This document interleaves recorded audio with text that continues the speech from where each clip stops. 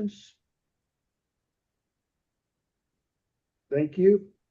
We'll go on to item number 6, approval and certification of administrative expenses incurred by the planning group sponsor for the development of the regional flood plan. Jaime? No action on this item today, No Commissioner. action. Thank Chairman. you. Yes, sir. Discussion and update on number 7 from technical consultant.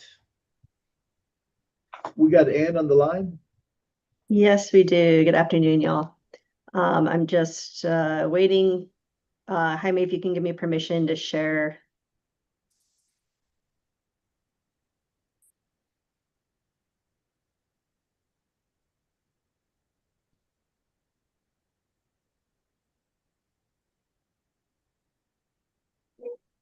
Okay.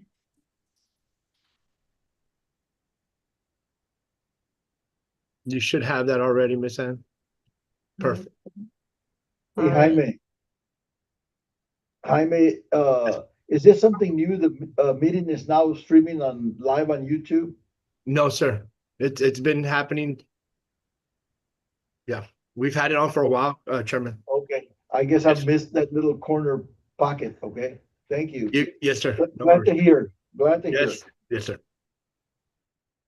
All right, can you all see my title slide here on the screen? Yeah, okay, cool. Well, good afternoon, everyone. Thanks for being here. I hope everybody's summer's getting off to good starts. It's been a little while since we've had a meeting. I'm going to give an update on behalf of the technical consultant, and this coincides with items, agenda items 7 through 9. We're going to start with the update by that is included in agenda item 7, and then there's a couple action items that link into our update that are included in items 8 and 9 that we'll get to at the end of the presentation.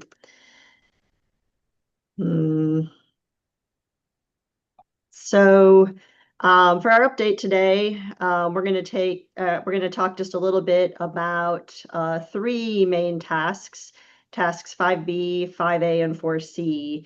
So task 5B covers the list of FMEs to be that were submitted to Texas Water Development Board. I'm hearing an echo. Can everybody hear me okay?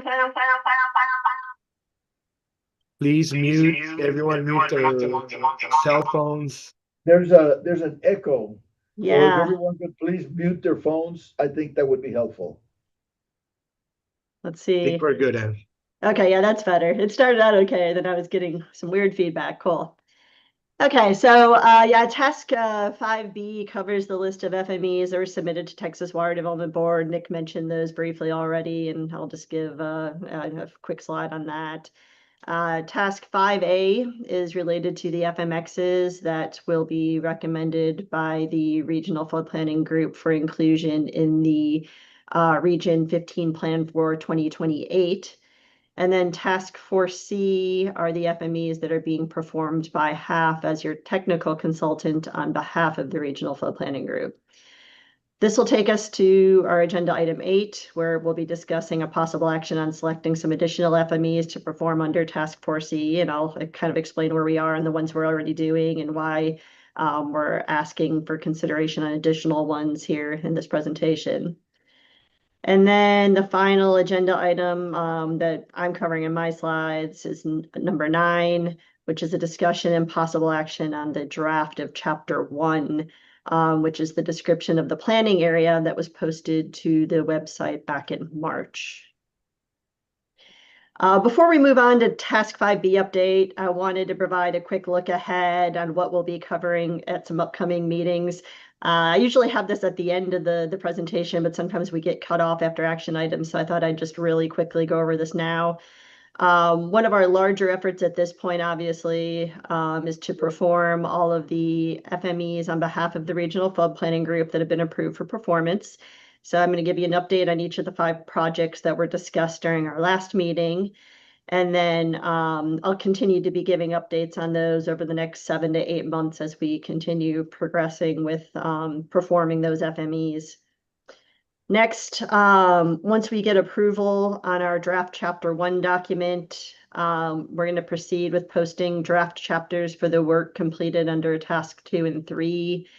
As a reminder, Task 2 summarizes our existing and future flood risk across the region. And then Task 3 discusses floodplain management practices, standards, and the floodplain management goals that have been established and previously approved by the Regional Flood Planning Group. Beyond this, we'll be talking about Task 7, 8, and 9 in the upcoming meetings. Task 7 is a summary of existing flood response and recovery activities in the region. And ultimately, it's anticipated that the information learned in Task 7 will lead to recommendations that will be included in Chapter 8 of the plan, which include administrative, regulatory, and legislative recommendations. And then in Task 9, we'll be summarizing how local sponsors of all of our recommended FMXs propose to finance their FMEs, FMPs, and FMSs. And then further, how the Regional Flood Planning Group envisions the role of the state in financing recommended FMXs. So we're not going to go into any detail on any of these items today, but this is just a look ahead at what you can expect in upcoming meetings over the next several months. So getting into what we are going to focus on in today's update, starting off with Task 5B. And again, this is something that we discussed a bit in our last couple of meetings. The RFPG took action to approve a list of FMEs for rural areas. That list was submitted to Texas Water Development Board so it could be performed by their technical consultants with the goal of advancing FMEs into potentially feasible FMPs and FMSs. So we had a list of 15 FMEs in March that was submitted to Texas Water Development Board, and the list was prioritized with the intent of having the top 2 FMEs performed within this current planning cycle. The list was reviewed, or it sounds like from Nick's update, there's still some coordination that's ongoing. I did receive some notifications from the consultants that were working on these that there were some kickoff meetings scheduled. Nick, I'm not sure if that was ahead of schedule or not, but I was under the impression that work on those 2 FMEs, the one for Maverick County, and then there was one for the city of Elsa, where they were looking at converting gravel pits into detention ponds. My understanding is that they are coordinating with the local sponsors on those, and those are underway. Yes, they are. They have already met with them. With the process itself, it'll be between the entity sponsor and the TWB tech consultant.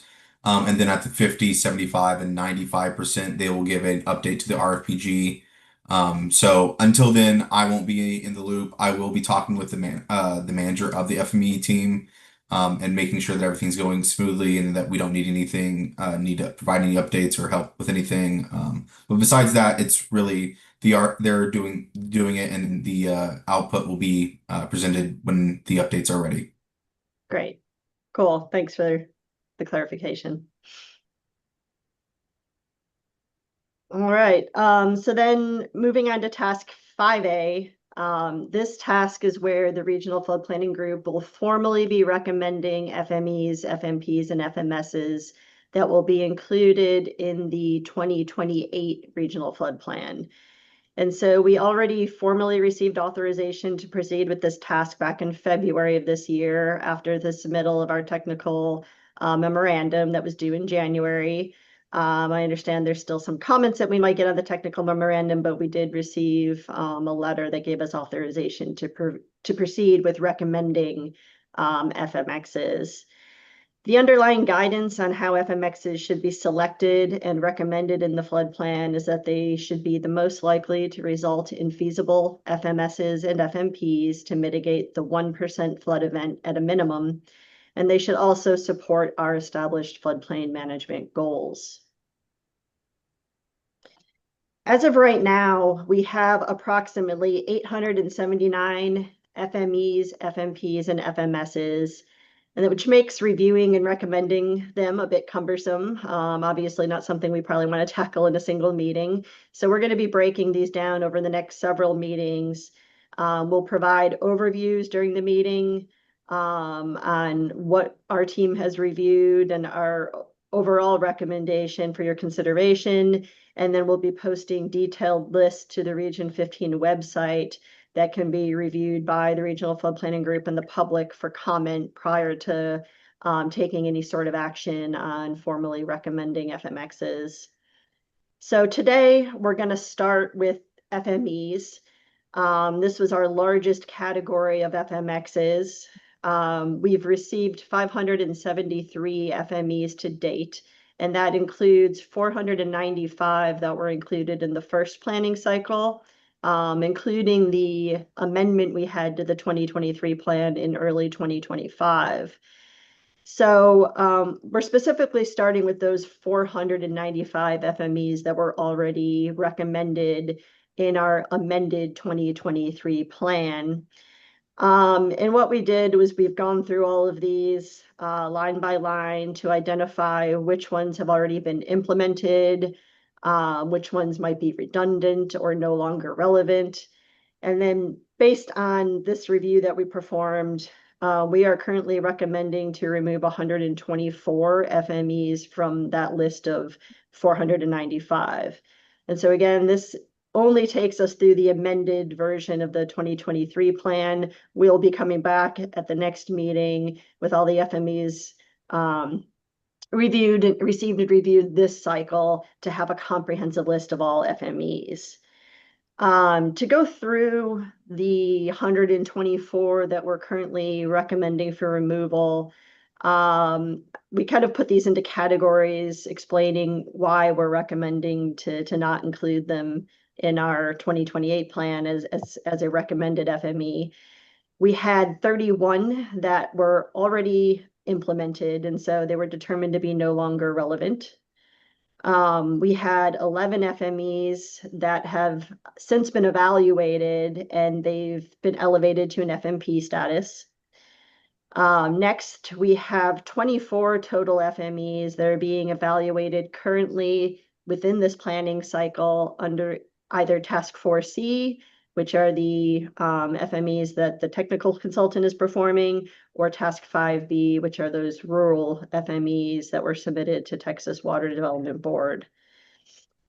Beyond that, we have 47 FMEs that were found to directly overlap with other FMXs. So in some cases, there were studies recommended in areas where we already have FMPs that were developed from similar studies. And then we have some situations where the FMEs were repetitive. I'm sorry, was there a question? Nope. Okay, maybe somebody unmuted by accident. Okay, so we had FMEs that were developed from similar studies, or FMEs that would study and develop FMPs for the same region. So based on that, we removed ones that seemed to be redundant with other FMEs that were already included in the plan. Finally, we identified 11 FMEs that do not meet criteria, or they're simply outdated and no longer needed. We've had a couple entities tell us that they weren't really relevant anymore when we've reviewed with them. And then, yeah, so that basically sums up the 124 that we are looking at removing from our current list of FMEs. We'll be posting this list, the complete list of all 495 FMEs to the Region 15 website. That should go up tomorrow. We're just cleaning up the final list and making it more presentable. And then it will have a column that explains why we're recommending removing any ones that, we're recommending for removal, or all the ones that are recommending to continue to be included in the plan. It will indicate that as well. As we review the other FMEs that were submitted this cycle, we'll be adding to that list to have a complete list of FMEs for this 2028 planning cycle. And then once everybody's had sufficient time to look at them over and leave any comments or concerns that might exist, we can come back at a future meeting to formally recommend FMEs to include in the 2028 plan. We're going to be taking a similar approach for review of our FMSs and FMPs. I think we will get into FMSs next. We're waiting a little bit on the FMP review, as we are still waiting on some information from a couple entities to have complete FMP submittals. There's a couple things where we followed up with some questions and we're waiting for responses, but this will all be happening over the next several months as we lead up to needing to have recommended FMXs for inclusion in our draft 2028 plan. Any questions on this one before I move on? Are you going to provide the geographic map of the region and identify where this 124 FMEs are being removed? We can do that. We have all the FME boundaries mapped. We could include with the list a map of the ones that are that we are recommending for removal to accompany the I list. think If that's useful. that would be a good idea, and just so that folks are more able to identify if there's any FMEs that they have questions on, at least they'll be able to know where and which ones are the ones that are being removed. Okay.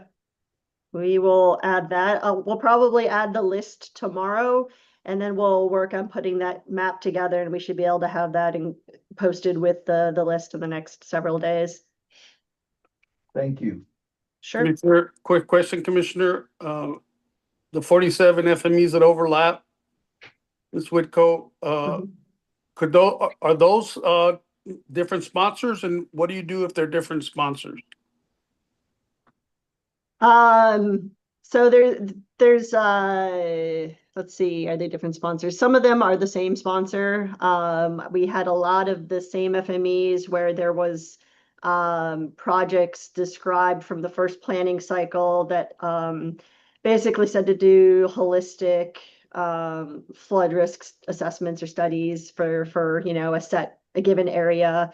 And then we had similar wording that we received during the amendment or more recently. It didn't say holistic, you know, watershed assessment, but it was something very similar that basically accomplished the same thing from the same sponsor.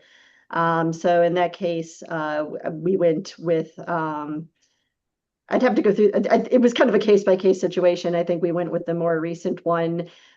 We've attempted to follow up with stakeholders that have submitted more than one, where it was, where we could, where that made sense. Well, if it's the same sponsor, there's no issue there, but if there are different sponsors involved, do you encourage them to get together, or how do you handle that? Yeah, absolutely. I think the overall goal is to have projects to you know that are going to identify or to mitigate you know distinct areas, right, and not have projects that are going to overlap or outcompete or compete with one another. But there aren't a lot of those where they're different sponsors. I don't believe so. We'll go back through and double check those and follow up accordingly. And part of our intent is to post this list for everybody to see so people can give us any comments. But we'll go through that part specifically. And if that is the case, we will reach out to both sponsoring entities to talk about how they can, you know, work together, or which one makes more sense to take the reins on an FME. Thank you. Sure. Anything else before I move on to the next slide? Okay. So moving on, I'm going to give an update on the progress that we've made with Task Force C, and these are the FMEs that we as your technical consultant are performing on behalf of the Regional Flood Planning Group. So at our last meeting in March, the Regional Flood Planning Group approved the performance of 5 FMEs under Task Force C, contingent on time and budget. In these next few slides, I'm going to give an update on where we are in each of those 5 FMEs. The first one is to develop flood risk maps for the city of Primera and develop a CIP. Well, the city of Primera recently completed a flood study that resulted in a master drainage plan that included 10 storm sewer improvement projects. The city submitted this study for consideration to be included in the regional flood plan, and this was done back during the amendment in early 25. But since the study didn't have H&H models that supported a no negative impact analysis or BCAs for any of the projects that were recommended, they didn't qualify as FMPs.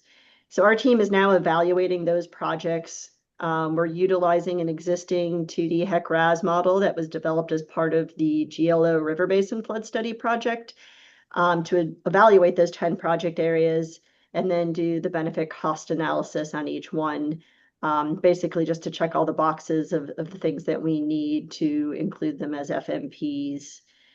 To date, our team has digitized all the storm sewer system that was included in that master drainage plan for both the existing and proposed conditions. We're incorporating all that data into the models. We anticipate finalizing the existing conditions model within the next few weeks, and then pending an internal QA/QC assessment, we'll be continuing with the proposed conditions analysis for each of those 10 projects. We'll continue to provide updates on this in future meetings as we progress, but we anticipate being able to have some results from that future condition analysis in the next few months.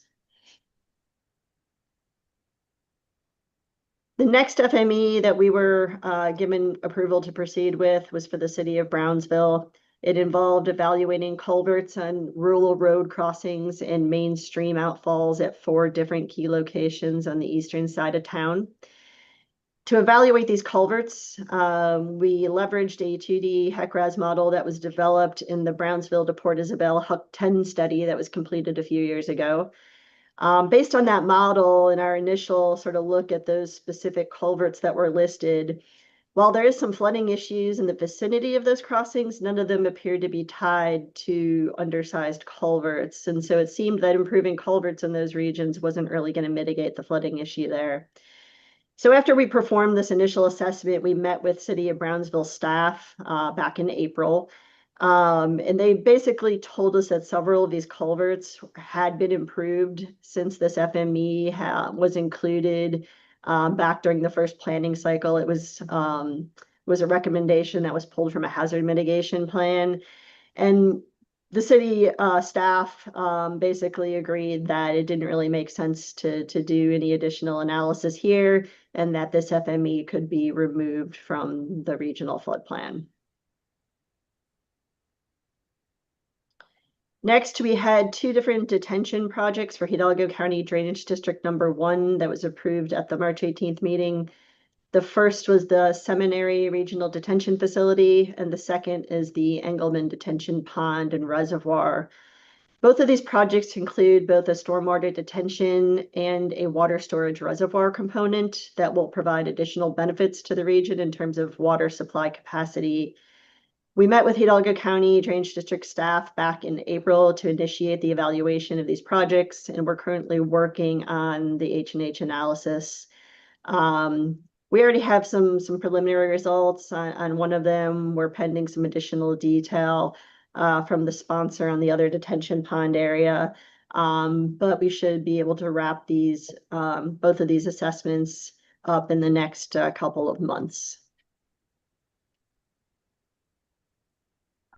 The last FME that was approved for performance at our last meeting in March was for the city of Alamo. This is very similar to what I described with the city of Primera, in that they recently completed a master drainage plan and had proposed projects that were submitted to us during the 2025 amendment. But the submitted projects were missing some of the required elements to have them included as FMPs. And it was pretty much the same thing. It was lacking the models that would show no negative impact to any surrounding area. And it was missing the benefit cost analyses. So we are just kind of getting kicked off with in the last week or two. We had an existing condition model that we were able to leverage to do this analysis as well from that GLO River Basin flood study. We're just enhancing that model with some additional detail that was available from the city's master drainage plan. And then we'll be looking at, they had, I believe it was 18 proposed project element mitigation project elements that included storm sewer upgrades and some detention.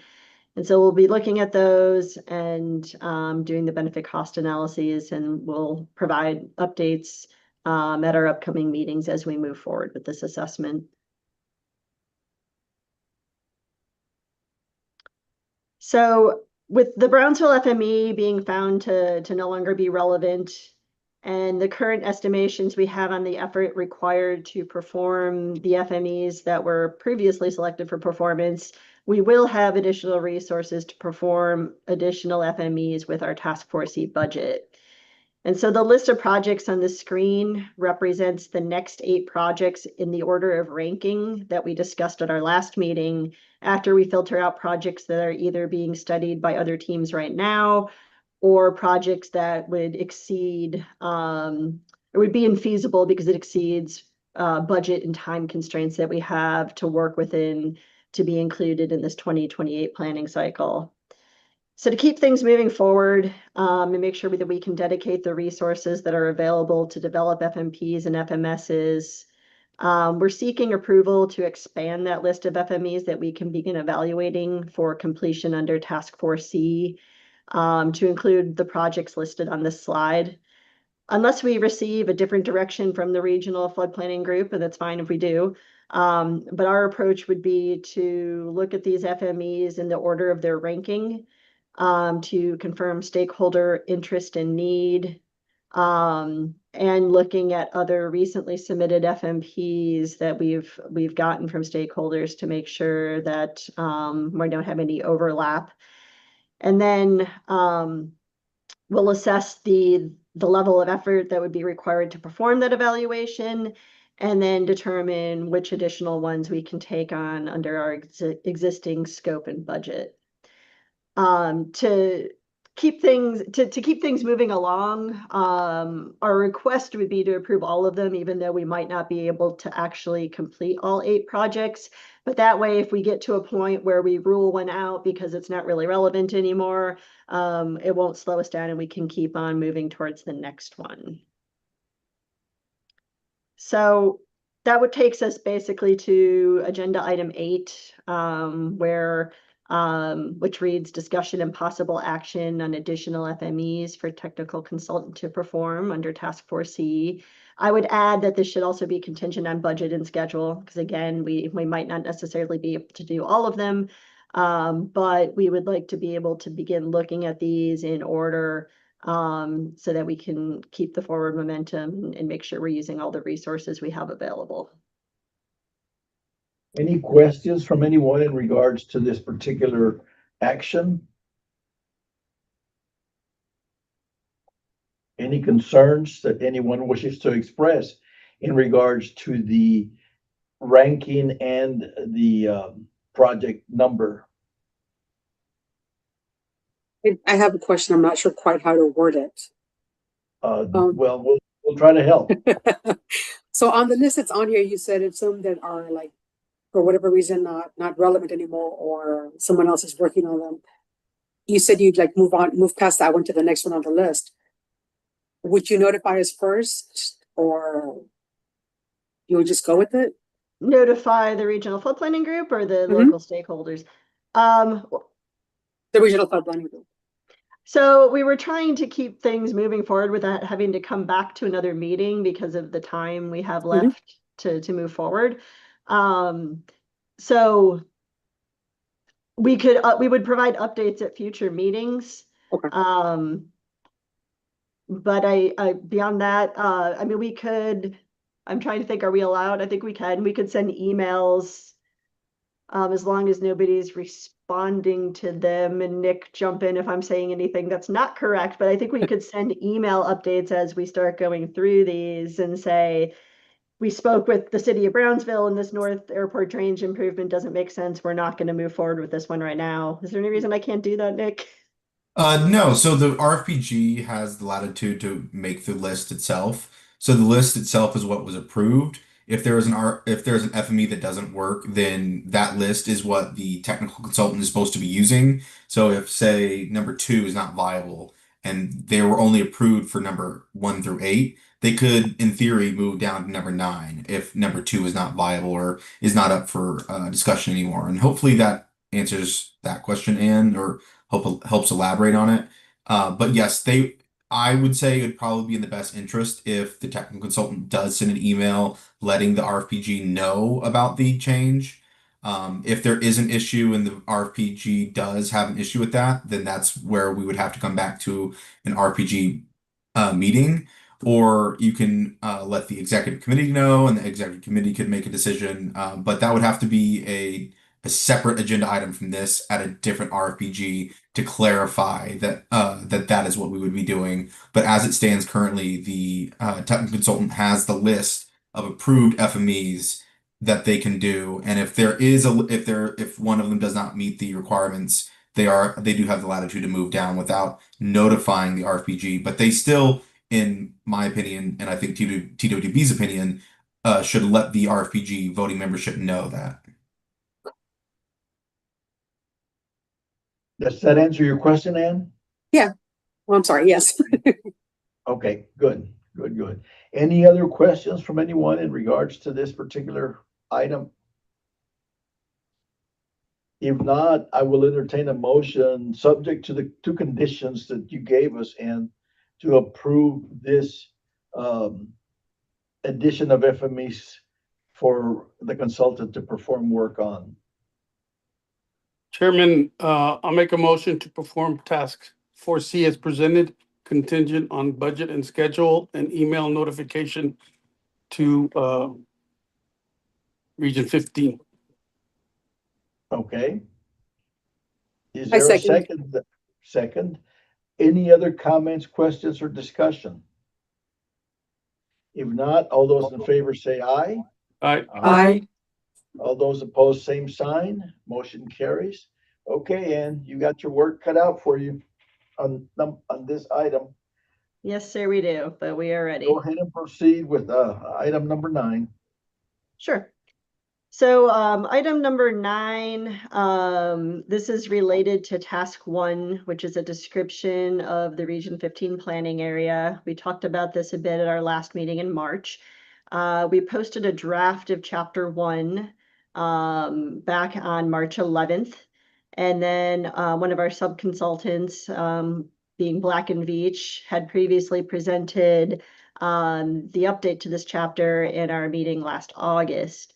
So the chapter updates, changes made to the planning area description since the 2023 plan was adopted. It specifically addresses social and economic statistics of the region, recent flooding events, political subdivisions with flood-related authority, agricultural and natural resources impacted by flooding, existing flood mitigation planning efforts, and it has an inventory and assessment of existing flood infrastructure. We have not received any comments to date, but wanted to bring this back to the Regional Flood Planning Group to see if it was ready for approval, or if there was additional time needed for folks to review it.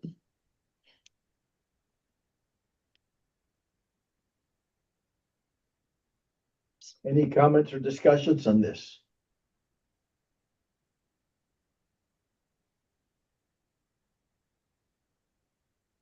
And what could be done if there is any proposed change or concern on this particular, on chapter 1 of this document?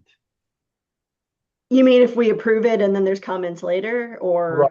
Right. Mm-hmm. If that happens, we can bring those comments back to the Regional Flood Planning Group at a future meeting and adopt them later. I believe that's correct. Nick, you can tell me if I'm wrong, but I believe we are able to do that.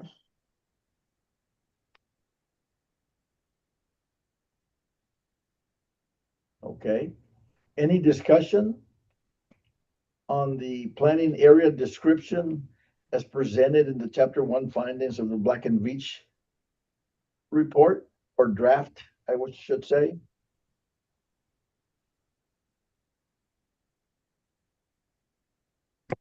Hearing none, we will proceed with a motion to approve as presented the draft of the chapter one review.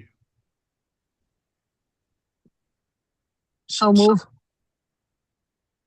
Is there a second? I'll second. Second. Any questions, comments, or discussion? If not, all those in favor say aye. Aye. Aye. Motion carries. Thank you, Ann. Thank you, sir. And that's all I have right now. Item number 10 is presentation from FNI on the TWDB Nature-Based Solutions Guidance Manual. Yeah, good afternoon, everyone. I'm going to share my screen here if I can. Yes, Pull sir. up presentation and I'll get us started.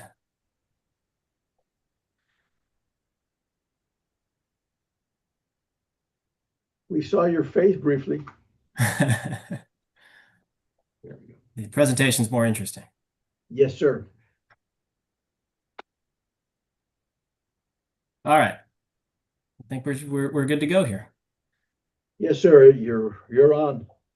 All right, thank you. My name is Justin Kozak. I am with the Nature Conservancy in Texas. I am their Nature-Based Solutions Project Manager. I'm joined today by Kim Patak. She's a civil engineer with the engineering firm Freeze and Nichols. She's got 27 years of consulting experience in stormwater management and specializes in the implementation of sustainable design practices and flood mitigation solutions at site and regional scales. We're here today on behalf of the Texas Water Development Board for a project we're doing for them on developing a guidance manual on the use of nature-based solutions for flood resilience. This is a resource that we are introducing to all of the regional flood planning groups. And it will be available here in the near future. And we just want to make folks aware of it and kind of give some background information on it. So what we're going to talk about today is what's the purpose of this document? Why did it get created? We'll give a definition of what a nature-based solution is. I think looking at your plan and seeing your goals, I think most people on this call are pretty familiar with them, so I won't belabor the point. We'll talk about the publishing schedule, so when this can be expected. And then go through some of the content, what you can expect to see in it, and then also how the Regional Flood Planning Group can both promote NBS through regional flood planning or how they can use this as a research for their own efforts back at home or in your day-to-day jobs or in your local communities. We'll end with some key takeaways there. So to begin with, I kind of want to talk about where this project started and the impetus for all of this. So the state legislature tasked the Water Development Board with preparing the first state flood plan. And in the process of putting that together, it became pretty apparent that there were either a lack of awareness or some misperceptions on nature-based solutions as an approach to flood risk and vulnerability, for reducing flood risk and vulnerability. So they identified this as a research need for Texas, and to bring this awareness and to kind of tackle some of these challenges associated with this strategy for addressing flood risk, and to ultimately to hopefully get some more of these projects in the state flood plan for some of the benefits that they can bring that traditional approaches to flood infrastructure can't bring. What we're looking at here on the page is a snip from the 2024 state flood plan that identifies that there were only 8 nature-based solutions, FMPs, in that document, in that first state flood plan. That's a little bit of a misleading. If you recall, when you went through your flood management projects, there was a column in there that wasn't a yes, no, is this a nature-based solution? It was a percentage of a nature-based solution by cost. And so there were actually over 200 FMPs that were that had a nature-based component to them, but only 8 of them were identified as a nature-based solution, leading to some confusion and some difficulties there. And if you recall, in the Flood Infrastructure Fund, you can get additional grant dollars, additional percentage points in grant dollars for having a nature-based solution. So there's some issues here to work through and making sure that we can promote these, that they wind up in the plans, and that folks readily know what they are, how they work, and can get paid the money needed to implement them. So the goals of this project are threefold. There's a lot of information out there on nature-based solutions. The term itself has only been around 15, 18 years, but as a practice, it's been around for a very long time. However, nature-based solutions is pretty broad. You're trying to solve problems using natural processes. Not too many of the resources out there are specific to flood risk itself. And even fewer of them are specific to Texas itself. As we all know, Texas is a big place, lots of geography, lots of different, types of flood risk. And so we wanted to look at all of these resources that exist, all of this research, these case studies, these best practices, and combine them into a document that is accessible to Texans across the state and makes sense in the Texas context. The second goal was to provide strategies and tools to address common barriers and challenges that emerged in doing all of this research. To put this together, we started off interviewing dozens of experts around the state who are engaged in either researching this, implementing these types of approaches, or have experience working at the local level on these types of projects, engineering firms. We also surveyed, and we had over 270 responses to that survey about asking people questions about, have you used these? How do they work? What do you think about them? What are the needs and all of that? And that really drove how we framed out this document and what we tried to pull together to provide as this guidance manual. And then the other goal is we want this to be a working, useful document, right? We want this not to just sit on a shelf. We want this to be something that people look to reference, to guide their work moving forward, to introduce them to a concept, but also to dig in deeper into ideas that they already have. And so this exists to support the implementation of nature-based solutions into the regional flood planning process. And Kim is going to talk about some ways in which we can see that happening. And then also be a resource at the local community level for when you're planning out, your community plans and your projects in the future, making sure that you're not missing an opportunity to incorporate a nature-based solution where it makes sense and where it's appropriate. The audience for this document is local government. The primary audience is local government officials or representatives charged with planning, developing, or managing community infrastructure assets. There's quite a few people that are on that list, but this is also going to be useful for other community groups as well as private industry, practitioners, developers. For example, your city engineer could look to it when thinking about capital improvement planning. You all can look to it and consider it and task your technical consultants with saying, as we're doing FMEs, we want to make sure that we're not missing an opportunity for a nature-based solution for whatever reason. And floodplain administrators. This is a huge target audience for this document. As a non-practicing certified floodplain manager, I can say with confidence that floodplain managers have been talking about nature-based solutions much longer than the term has existed. Maintaining the beneficial use of the floodplain as a nature-based solution. This is a group of people that is going to appreciate this document and find ways and tools and resources in it to make it useful in their local communities. So, been talking about them quite a bit. If you're trying to look up a definition of nature-based solutions, you might get a little confused because many of them are very long-winded. They get a little technical. Most of that should just get thrown out the window in my mind because it just leaves people asking more questions. In short, we are trying to use nature to solve problems in a sustainable way.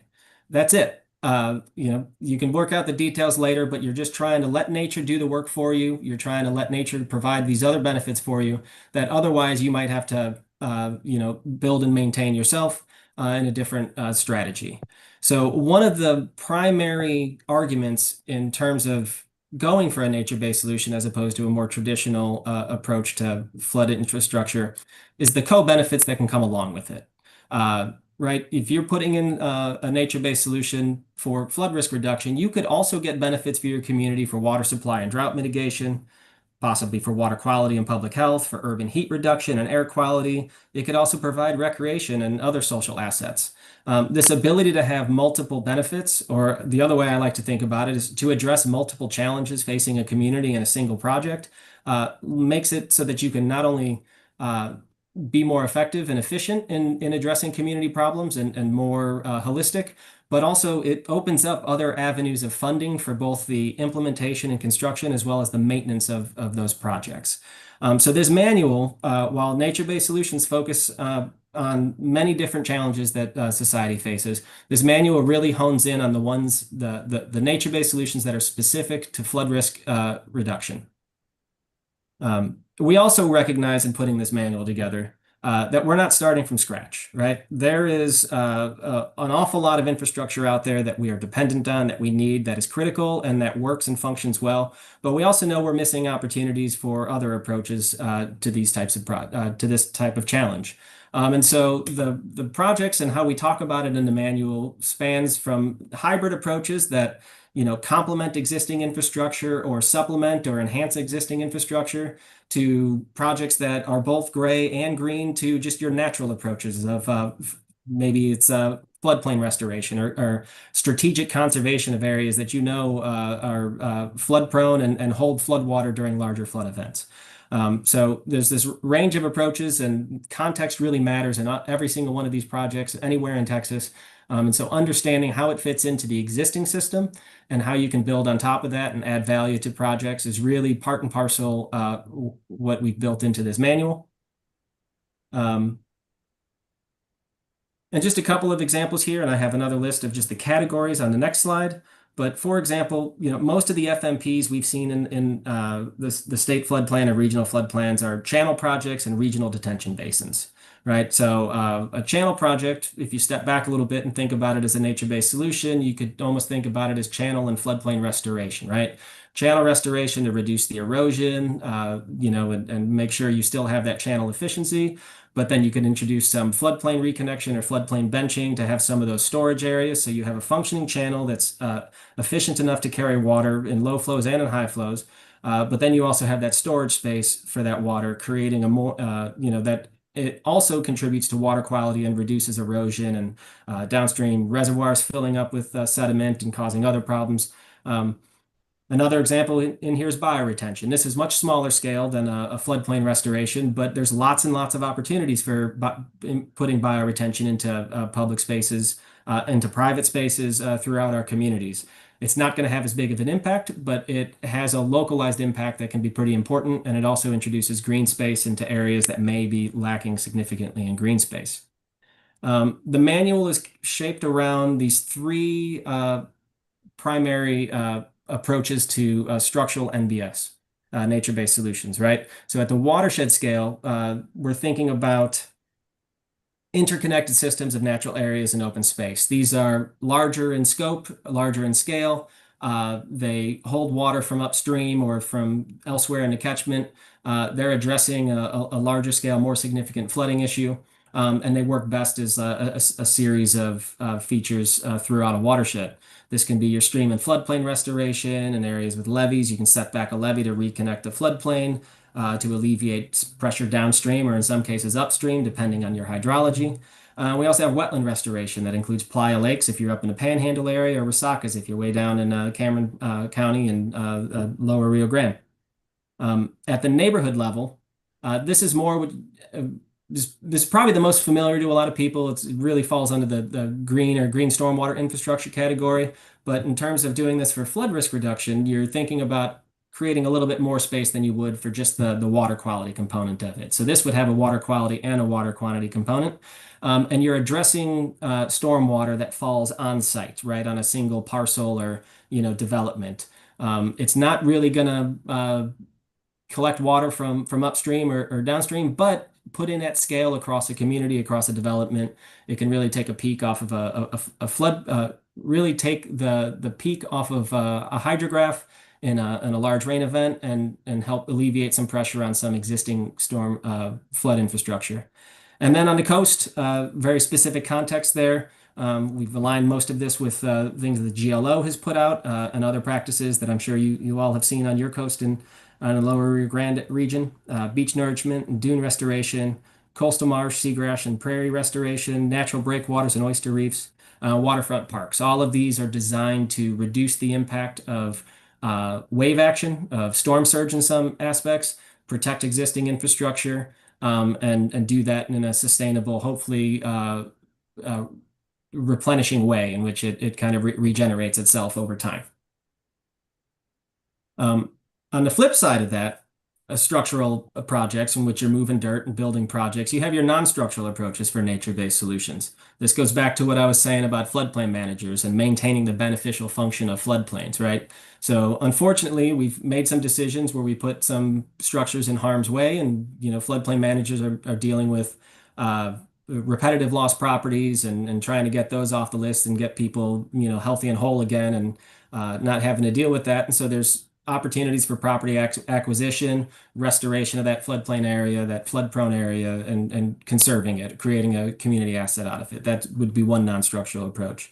Rules on the books. If we think about what we know now, and if we had known what we know now 60 years ago when we made some development decisions, we'd probably have a different landscape and a different risk profile, very different risk profile than we do have now. And so this is this idea of making decisions that regulate development in the floodplain. I know in your regional plan, there's a recommendation for some higher standards or for floodplain easements and all of those. And I'm happy to see that there and keep promoting those. Those will be reflected in this manual as well. Even simple things that don't seem to be too important, but such as promoting native vegetation and design criteria in your planning documents and your development documents.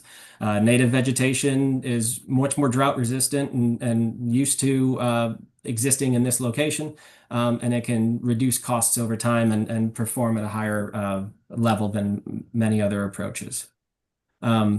Part of this manual includes an appendix that has model ordinance language so that folks can look to this language to see how it reflects on their own ordinances in their communities and to see how they might want to change it. So not so that you're saying you have to do a nature-based solution, which some places do say that, but other places have looked to it and said, you know what?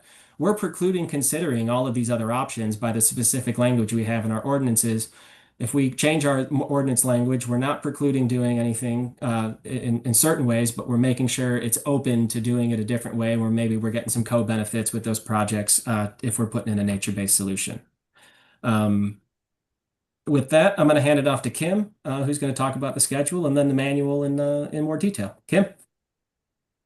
So I bet you're all wondering when this resource will be available. So we are really close to releasing it for public comment. We've submitted a couple of the sections to the board just this past week. We have one more section to submit to address stakeholder comments and the board comments. So the draft manual should be out for public comment period in the coming weeks. We expect it to hit the streets in July. And then based on that feedback during the public comment period, I believe it's open for a 30-day period. Then we'll take a look at that, see the comments to address, and get that fully rolled out and finally published the fall of 2026. So the link there is to take you to the project page for the manual.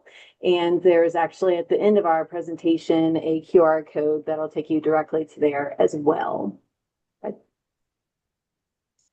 So this slide here provides you basically the framework that we have and the outline of the manual. It basically is showing you the approach to nature-based solutions from a planning stage all the way through implementation. It's split up into 3 individual sections. The first one with the initiation section, it basically just includes an introduction to the concept of nature-based solutions and topics to work through before you start planning or identifying projects. Oftentimes, like things that have been, challenges or barriers and how to get around those or have better outcomes for implementation.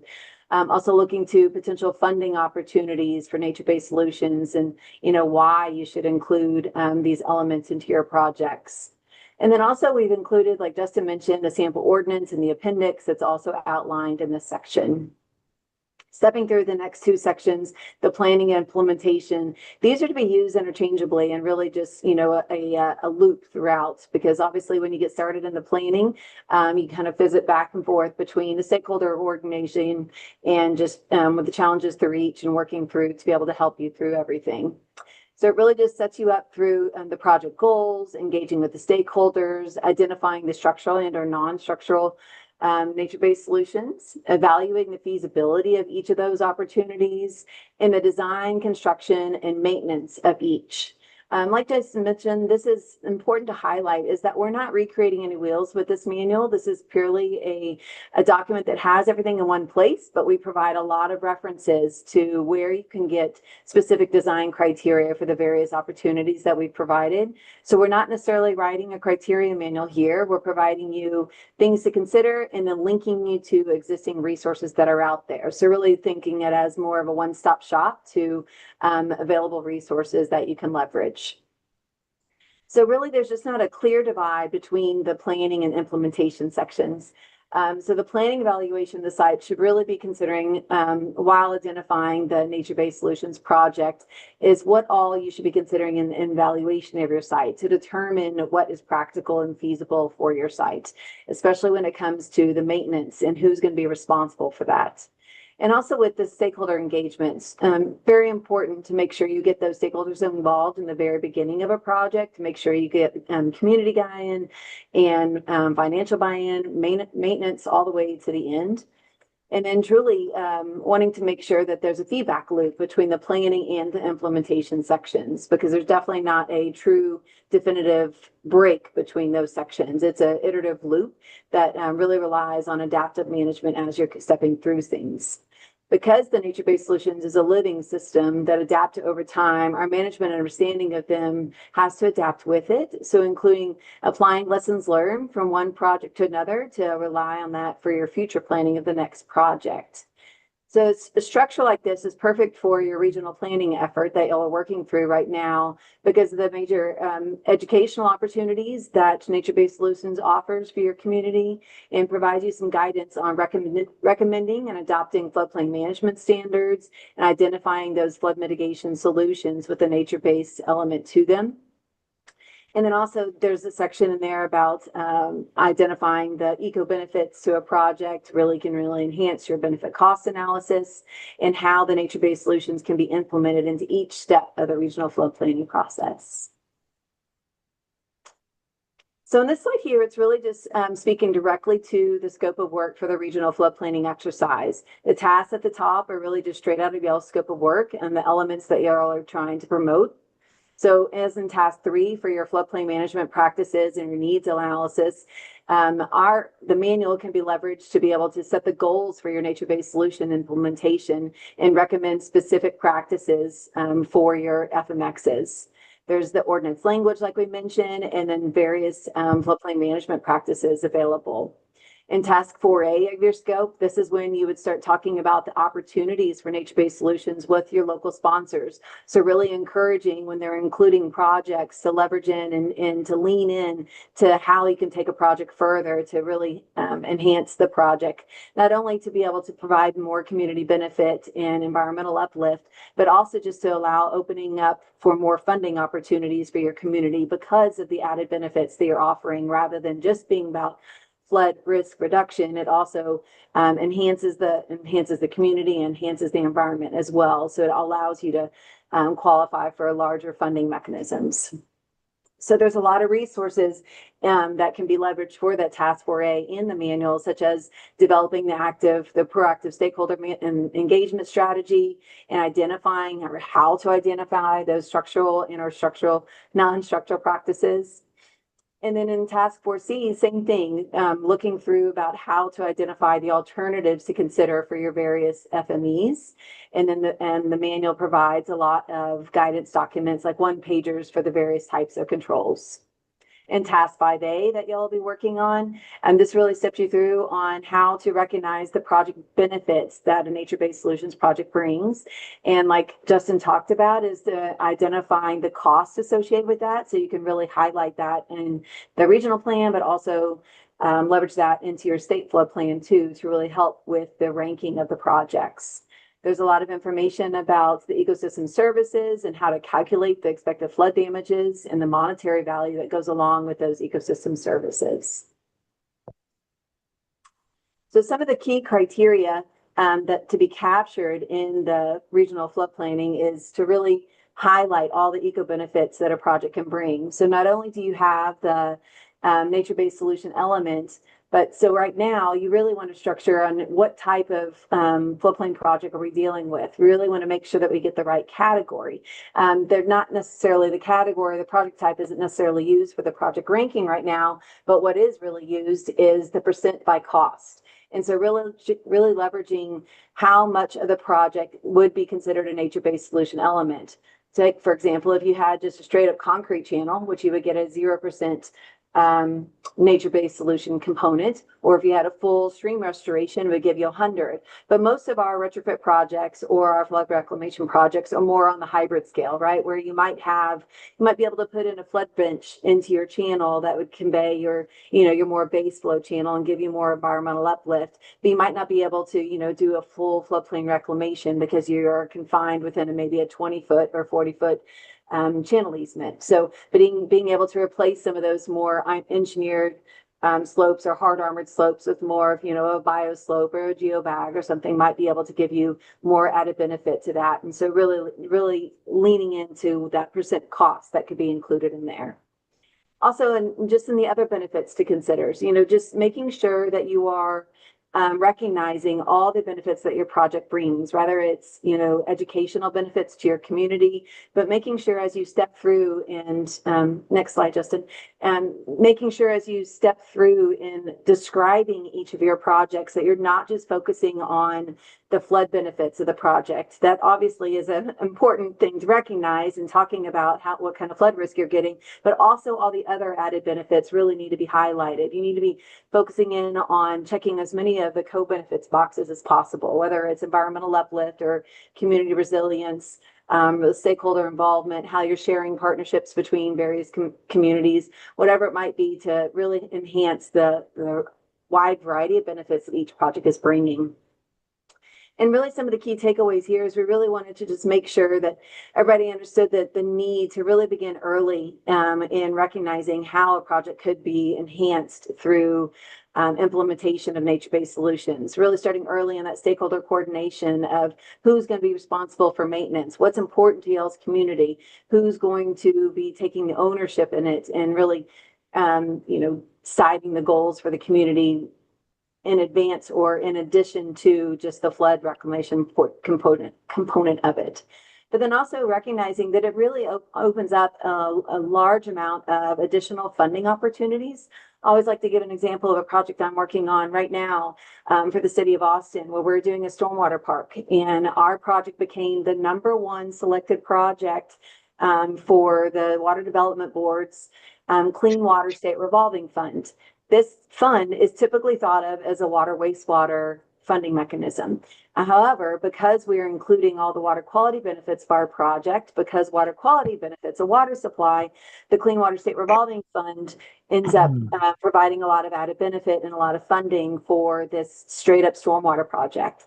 So we were able to secure over $20 million on a $100 million project to go towards the implementation of this project, because it is a stormwater park and because we are doing more than just flood reclamation, we're actually improving the water quality as well.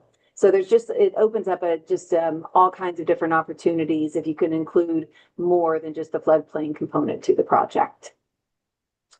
And to wrap things up, y'all, so Justin and I went over a lot of information today. Please feel free to reach out to us if y'all have any questions. But again, we're be looking for the public comment period of the manual here coming in a couple of weeks, and it'll be up for a 30-day time period.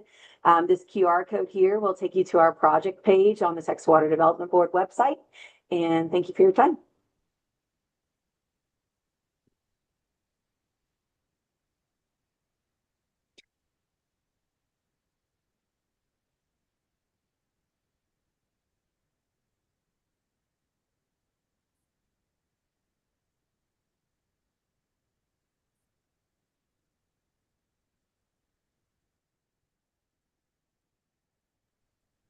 Any comments or questions for Kim or Justin? I'm sorry, I was on mute. Chairman, this is Joe Khalifa. Yes, sir. Really intrigued with this, the opportunities we may have as a public representative. I'm a representative for the general public. I'm I think it's very positive. Look at these co-benefits and I would like to recommend for future consideration, not today, we don't need to discuss it today, but I think this would be perfect to have a subcommittee of the board, 3 to 5 members, not necessarily, well, either to make a recommendation to continue or it's a standing committee to see what we can do in Region 15. Again, maybe for future reference, I'd like to know what our consultants would think of working with a subcommittee. And so I'd like to throw that out. I think, I don't know if any other regions have developed subcommittee to look at this, but I think it's got a lot of potential, particularly in our region. That would be my comment on discussing this in the future. Thank you so much, Joe, for your thought. We will take it into advisement and consideration. I think, here I know, at least in our county, nature-based solutions is how we really try to do everything from utilizing a dried resaca bed for a detention pond as an example, to, of course, it's a multifaceted approach because it creates an environment that used to exist that no longer exists. It creates an economic opportunity if it's a privately owned type of dried resaca bed, and also, of course, it mitigates some flooding issues. We have an ongoing, and I'll take an opportunity to say this. We have an ongoing study with the Army Corps of Engineers in regards to reconnecting a number of dried resaca beds within the county. We have over 500 miles of resaca beds that today are non-functional. We also have an example of a diversion to an old resaca bed that has created a great mitigation opportunity, and that happened like 10 years ago. And we see it working every time we have a large rain event. So yes, I think this is a great way and a direction to go. I did get also a text from another individual, and I'm going to throw this out to the whole board, whether or not maybe we should be looking at having an in-person meeting sometime in the near future so that we can not only do our business, but also have an opportunity, to have even members of the group nature-based alternatives that have been proposed. And I would like to ask Ann Whitco to look at our current inventory of FMEs and FMPs and to see how many of those are or have a percentage of which is a nature-based solution associated with the project. Those are just some thoughts, but I think that your presentation, Justin and Kimberly, is extremely well put together. We'll have an opportunity to review it and give you some feedback, which would be great. We're looking forward to receiving the draft document to see how we can help you improve what you've already done, and then incorporate it into our way of doing business. One thing that comes to mind to me is how can we utilize and how can we enhance mitigation opportunities that are being created by new economic engines that are coming to our area, and allowing and crediting folks for doing nature-based mitigation incentives. I know counties can't do ordinances, but cities certainly can. So just another thought for more ordinance opportunities. We actually included in section 1, we have included an incentives section outlining the way that incentives can be used, especially if you don't have a lot of code enforcement or criteria or land use zoning, to be able to do it through incentive-based approach. Okay, thank you. Well, we look forward to reading the draft document. I think that's going to be helpful. Great. Any other comments from anyone in regards to the presentation by Justin and Kimberly? Excuse me, Commissioner, I was going to just chime in real quick here because I looked this up while we were talking.